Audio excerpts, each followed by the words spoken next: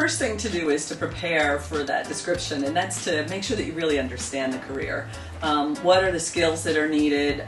What is the personality that tends to perform well in this kind of a career or this kind of a job? So first of all, know the career that you're talking about, and then when you describe that career plan, make sure that you demonstrate some kind of a passion for it, as well as some kind of ability to actually achieve in that career. It's important to be thinking about how you get from where you are now or where you've been to actually starting on that career. So you should have some kind of understanding, how can the school help you to achieve that career path?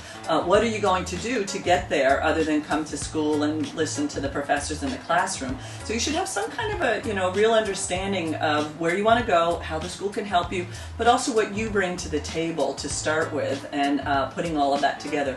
I think it's also a really good idea to have a plan B, because we all have ambitions and dreams, but sometimes we can't get there because it's a very competitive job market out there. So I think it's important to show that you are flexible, that you definitely have great dreams, that you're reaching, you're stretching to grow and improve, but at the same time you're very realistic about what it takes to get there. And you understand that you should have more than one goal in mind, so that you can take advantage of what opportunities come along to you while you're in the MBA program. Be open-minded. You'll learn a lot of things and be exposed to a lot of new ideas when you're in the program. So be open-minded to that.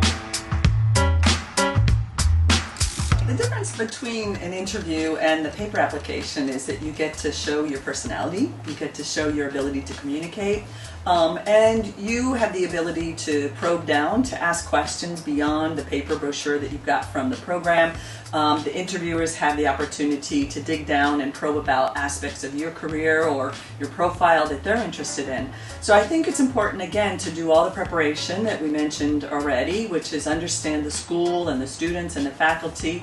Be prepared to ask some questions. If you really are you're curious about some aspect of the school and you want to know how that's going to help you, be prepared to ask those deep questions. At the same time, be prepared for the interviewer to ask you some deep questions.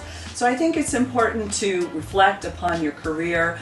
Again, not only talking about what you've done, but why that's meaningful to you and how it helps prepare you for the future. You really want to show yourself. As I've said before, avoid just trying to over-prepare and say what you think the interviewer is going to be looking for, and really try to just speak about yourself openly, react, listen to what the interviewers are asking you, and give a real answer. Show the real you that's behind all of that stuff that's on paper. So be natural, relax as much as you can, and just be reflective about where you've been and where you're going. Be open-minded, be curious, and show the real you. Also show how you can contribute to the school, not just what they can give to you, but how do you fit into everything the school's doing, and what can you do to help your classmates to learn and to contribute to the school as much as they'll be contributing to you for the future. So enjoy the process. Don't over-prepare. Just relax, be yourself, and enjoy the process. Of course, every school is looking at academic ability, wants to make sure that students can handle the analytic kind of work that goes along with being an MBA. But on top of that, it's really important to realize that MBAs are people who do things. They change the world, they make decisions. So we're often at CEIBS looking for a student who's proactive, who shows a willingness and an ability to make decisions, but do so in a very mature way. I think for us at CEIBS it's very important that people be culturally sensitive, because we're working at this interface between China and the world. So we pay a lot of attention to that, to international mindset and willingness to operate on a global scale. But soft skills, also very, very important. Ability to communicate, ability to listen as well as speak, and lead people. Ability to make decisions, to be able to analyze a problem and identify what are the key issues there. And from that, formulate some kind of a good strategy or some kind of a good solution and put that into action.